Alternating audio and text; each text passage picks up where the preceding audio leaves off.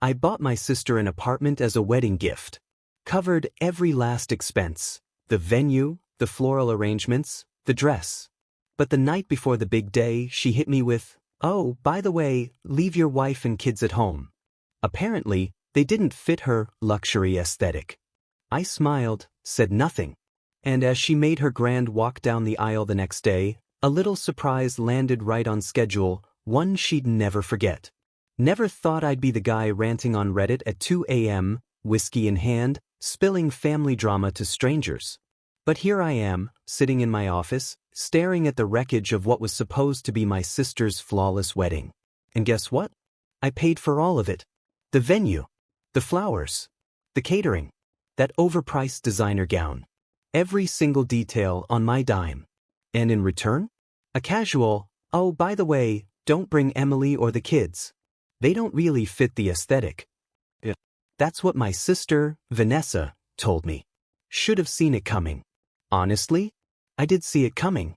But there was still a small, stupid part of me that wanted to believe she had even a shred of respect left for me. Turns out I was dead wrong. The moment it all cracked? The night before the wedding. Vanessa had set up dinner at one of those high-end rooftop places, where a single plate of food costs more than my employees make in a day. I showed up expecting a quick rundown of the ceremony details. Instead, she blindsided me. Dropped that bomb between slow sips of overpriced wine. "Oh, by the way," she said, barely lifting her eyes from her phone, "I need you to come solo tomorrow." I blinked. "What?" She sighed like I was some kind of idiot. "James, come on. You know what I mean. It's a luxury event. High-class guests, professional photographers. Everything has to be flawless. And Emily, she's sweet but a little rustic." Rustic? That was the word she used. Like my wife was some old farmhouse instead of the woman who stood by me when I had nothing. Like my kids, my own children, were some kind of stain on her perfect wedding. My jaw tightened. My fists curled under the table. But Vanessa? She just kept scrolling through Instagram, completely unbothered. "Let me get this straight," I said, voice even. "You don't want my wife and kids there because they don't meet your luxury standards?" She smiled as if I'd finally caught up. "It's just optics, James. You get it." I leaned back, exhaling slow. "And let me guess, I'm still footing the bill?" "Of course."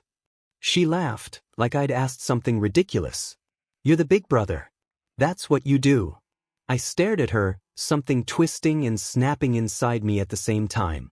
And then I smiled. "You're right," I said, nodding. "That is exactly what I do." I picked up my drink, knocked it back in one go, and stood up. "You'll get exactly what you deserve tomorrow, Vanessa." I walked out without another word. But the second I got in my car, I grabbed my phone. "Hey," I said when the call connected. "Change of plans for the wedding. Get everything ready. We're making this a day she'll never forget." Flashback. Looking back, the warning signs were always there. I should have known. Vanessa never respected Emily. I still remember the first time I brought Emily to a family dinner. We were newly dating and I was excited, probably too excited, to introduce her to everyone. Emily, being Emily, wanted to make a good first impression. She spent hours perfecting a homemade apple pie, making sure every detail was just right. We walked into my parents' house, the air thick with the scent of roasted meat and expensive wine. My mom greeted us. My dad gave his usual nod from his seat at the bar. And then Vanessa swept in, draped in some designer dress, looking Emily up and down like she was a stray cat that had wandered in by mistake. "Oh," she said, forcing a smile. "You actually baked something? That's cute." Emily just smiled, holding out the pie. I thought it'd be nice to bring something homemade. Vanessa barely acknowledged it. Later that night, I found the pie untouched, sitting in the trash. That was just the beginning. She'd forget to invite Emily to family events. Drop backhanded comments about her simple style. Once, she even introduced Emily to her friends as James' little country project. I let it slide. For years. But this? Telling me my wife and kids weren't good enough for her wedding? That was the final straw. Present day. The calm before the storm. Now, I'm sitting here, hours after the wedding, scrolling through the endless messages blowing up my phone. Vanessa is losing it. Guests are confused. The internet? Oh, the internet is having an absolute field day. Because Vanessa wanted the perfect wedding. And I made sure she got exactly that. So, the wedding. I know you've been waiting for this. Buckle up. After Vanessa told me my family wasn't luxurious enough for her wedding, I decided to give her exactly what she asked for. A wedding she'd never forget. And trust me, I delivered. I arrived alone, just like she requested. Black tux, perfectly tailored. I kept my expression calm, a pleasant smile on my face, greeting everyone like nothing was out of place. But in just a few hours, Vanessa's dream wedding was about to become something else entirely. The venue? Absolutely stunning. Glittering chandeliers, polished marble floors, and a floral arch that looked like it had been ripped straight from the pages of a luxury bridal magazine. I knew every detail well. Because I paid for it. The guests? High society elites, all dressed to impress, swirling champagne in crystal glasses as if they were at an exclusive gala. Each one had been hand-selected by Vanessa. No ordinary people allowed. The bride? Standing at the front, glowing in her extravagant designer gown, basking in admiration. Completely oblivious to what was about to hit her. Everything was running smoothly. Too smoothly. Guests settled into their seats, the music swelled, and Vanessa began her grand walk down the aisle. And that's when the first special delivery made its entrance. A staff member wheeled in a massive, immaculately wrapped gift box, positioning it right in the center of the ballroom. It was striking, a sophisticated Tiffany blue with a golden ribbon, perfectly in sync with the event's luxurious aesthetic. Vanessa paused mid-step, grinning. She thought it was another extravagant present from me. The priest hesitated. Guests murmured. Vanessa tilted her head sweetly. "James?" she called, her voice dripping with curiosity. "What is this?" I rose from my seat, adjusted my cufflinks, and offered a measured smile. "Just a little something special for you, sis," I said. "Go ahead. Open it." With a light laugh, she gestured to one of her bridesmaids to untie the ribbon. The box burst open. And then, pure chaos. Out shot 6 live chickens. Yes, real, flapping, clucking chickens. They exploded from the box like fireworks, feathers scattering in all directions. One landed squarely on the wedding cake, sending frosting flying. Another tangled itself in Vanessa's dress, its wings flailing. A third launched straight into the crowd, knocking over a towering champagne display. Screams.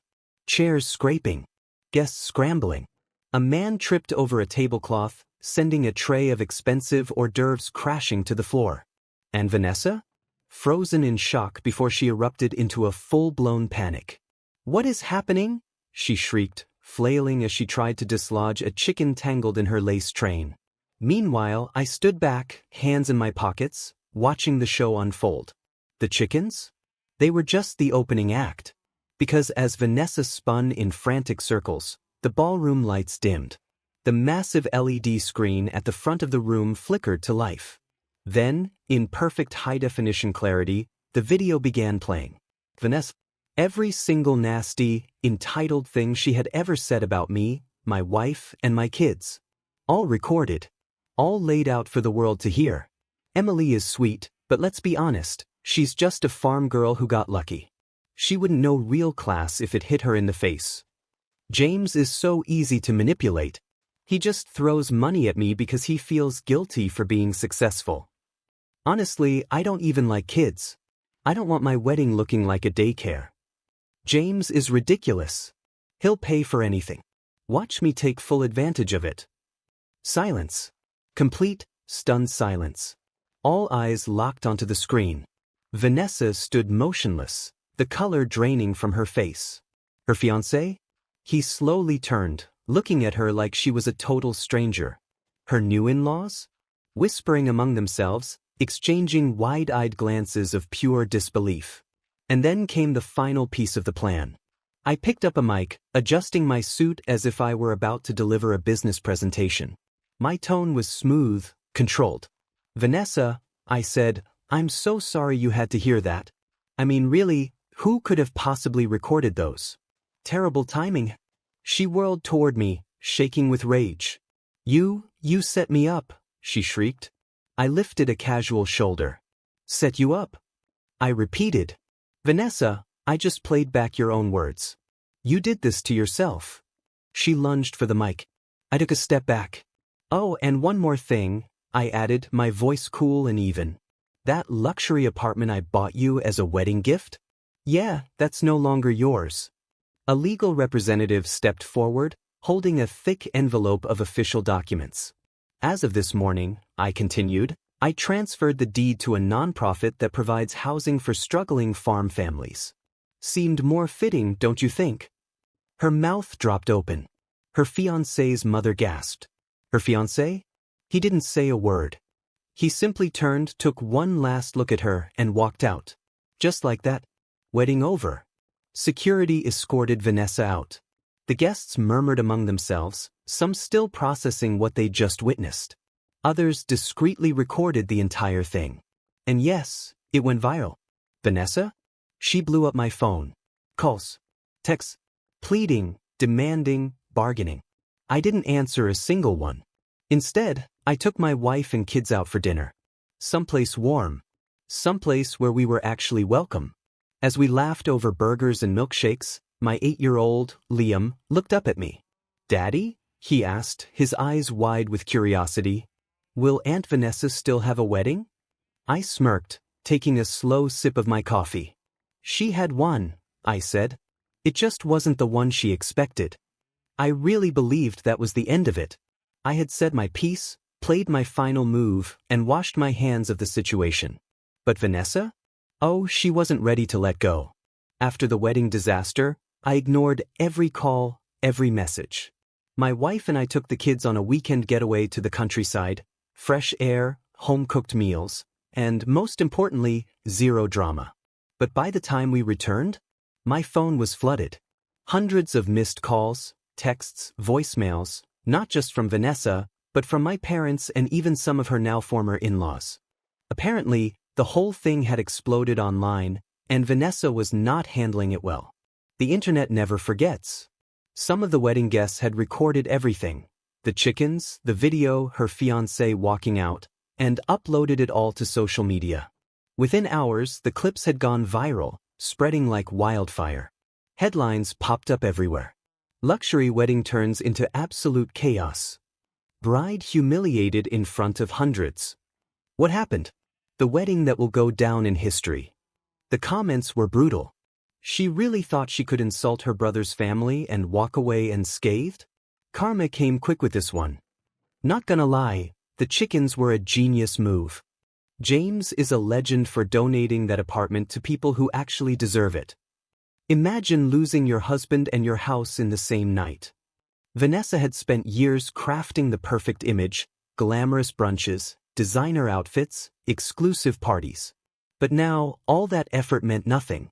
People were tearing her apart. And the worst part? Her ex-fiancé's family had completely cut ties. After days of ignoring her messages, I finally caved and answered one of her calls. The second I picked up, she was sobbing hysterically. James, fix this, she wailed. You have to tell people it was all a joke. Say it was fake. Do something. I let out a slow breath. Vanessa, I didn't post the videos. Your guest did. Maybe you should have treated people better. I did nothing wrong, she shrieked. You ruined my life. I rubbed my temples, already exhausted by this conversation. No, Vanessa. You did that yourself when you told me my wife and kids weren't good enough for your wedding. She let out a strangled sob. You don't understand. My life is over. Jackson's family won't speak to me. My friends want nothing to do with me. And my job, she cut herself off. I narrowed my eyes. Your job. Silence. Then, barely above a whisper, she admitted, I got fired, James. That caught me off guard. Wait, what? Turns out, her company didn't appreciate the bad publicity. Some of her clients had seen the videos and decided they didn't want to be associated with someone who openly insulted working-class families. Her boss, the same one who used to rave about her polished, sophisticated image, had let her go without hesitation. She was completely on her own. No job, no fiancé, no apartment, no family willing to bail her out. Vanessa Carter had officially hit rock bottom. Not even 20 minutes after I hung up, my parents called. I debated letting it go to voicemail, but I already knew what they wanted. I answered with a flat, "What?" My mom sighed. "James, you've made your point. Don't you think it's time to let this go?" I actually laughed. "Let it go? You mean, like how Vanessa let my wife and kids get completely disrespected?" "She's your sister," my dad chimed in, his voice laced with that classic fatherly authority. "You need to help her." "That's not my problem," I said coolly. "James, she's family," my mom snapped. "And family forgives." Oh, now they cared about family? Now that Vanessa was suffering? I took a deep breath. "All right, fine. I'll help." Mom sounded relieved. "I knew you'd do the right thing, sweetheart." "Thank you." "Yeah," I said, smirking. "I'll help the way Vanessa helped Emily when she needed support. I'll help the way Vanessa included my kids in her wedding. I'll help the way she respected my hard work all these years." Silence. "That's what I thought," I muttered and hung up. It's been 6 months since the wedding disaster. Vanessa tried to stage a comeback, rebranding herself online, pretending to be some humble, changed woman after her tragic fall from grace. No one bought it. She's currently living in a tiny rental apartment, working a job that pays a fraction of what she used to make. Her fancy social circle? Gone. The high-end lifestyle? Over. As for me, life has never been better. Emily and I are thriving. She started a small organic food business, working directly with local farmers, including her own parents. My kids are happier than ever, no longer treated as outsiders by their own relatives. My business is booming, and best of all, I'm finally free. No more being used. No more guilt. No more toxic family dynamics. Liam asked me the other day, "Daddy, do you think Aunt Vanessa will ever come visit us?" I smiled, ruffled his hair, and said, "She made her choice. And we made ours. For the first time in years, I feel at peace." It's been a year since Vanessa's wedding, the one that turned into an absolute disaster. I thought that was the last I'd ever hear from her. But life has a funny way of coming full circle. Because last night she showed up at my restaurant. And she looked nothing like the Vanessa I used to know. A lot has changed in the past year. My business skyrocketed. After the wedding drama went viral, people started flocking to my restaurants. Turns out, folks love supporting a guy who stands up for his family. We expanded to 5 new locations, including a flagship spot in the heart of the city. Last night was our grand opening. Emily was by my side, beaming, her business thriving alongside mine.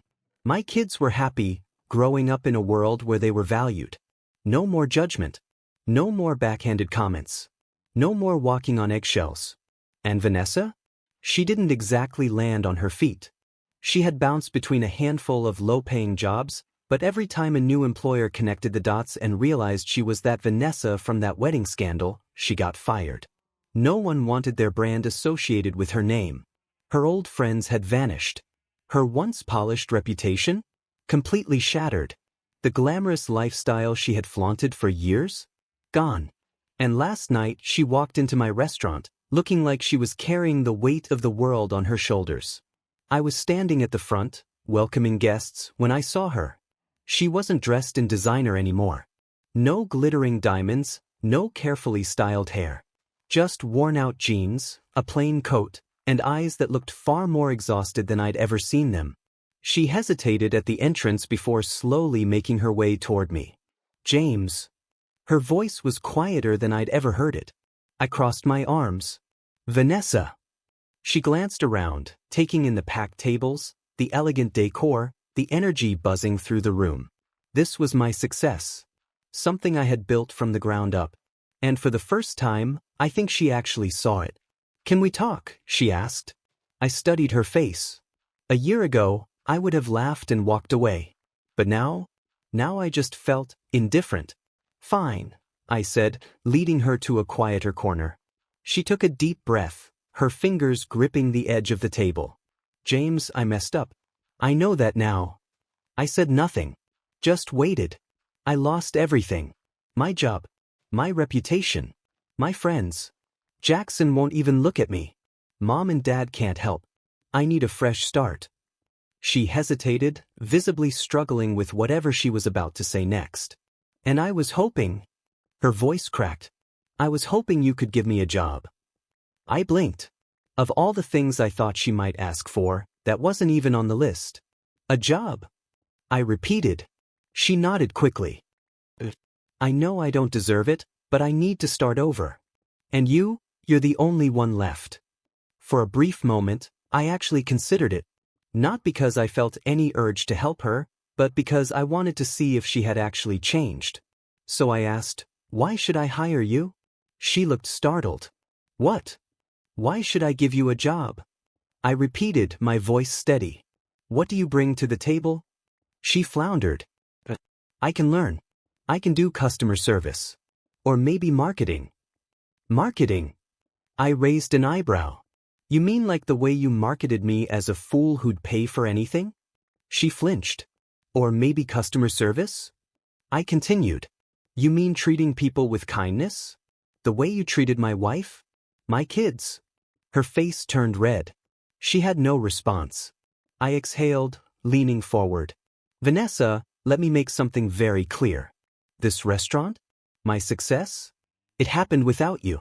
You spent years looking down on me, calling my family rustic, acting like you were better than us. I shook my head. I don't think you've changed, Vanessa. I think you're just desperate. Her lower lip trembled. Please, James. I don't have anywhere else to go. I took a slow breath, letting the weight of the moment settle between us. Then I gave her my answer. Vanessa, I said evenly, the answer is no. For the first time in her life, she looked genuinely heartbroken. So that's it, she whispered. That's it, I confirmed. She swallowed hard, staring down at the floor. For a second, I thought she might actually cry. But then she took a shaky breath, straightened her back, and nodded. Okay, she murmured. I understand. And then she turned and walked away. No screaming. No insults. Just silence. And you know what? For the first time since this entire mess began, I felt at peace. Vanessa finally learned the hard way. Actions have consequences. You can't treat people like they're disposable and expect no fallout. And as for me, I was finally free. A few weeks after Vanessa's visit, my parents called. I wasn't surprised. I figured they were about to scold me for not helping her, but when I answered, my mom's voice sounded different. James, she said softly, we need to talk. I sighed. What now?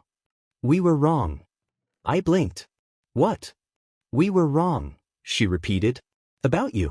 About Emily. About everything. I stayed silent. We spent years favoring Vanessa, she admitted, making excuses for her, expecting you to carry the weight of this family. And now we see what we did. I leaned back in my chair. So what do you want from me? Nothing, she said quietly. We just wanted to tell you that we're sorry. I hadn't expected that. For a long moment I said nothing. Then finally I sighed. I appreciate it. There was a pause, as if she thought that was the beginning of a reconciliation. But then I added, but it's too late. James. No, I cut her off. I've moved on. I have a good life, a great family, and a successful business. I don't need validation from people who only realized my worth after they lost everything else. Silence. I hope you two figure things out, I said, my voice calm. But I'm done. And then I hung up.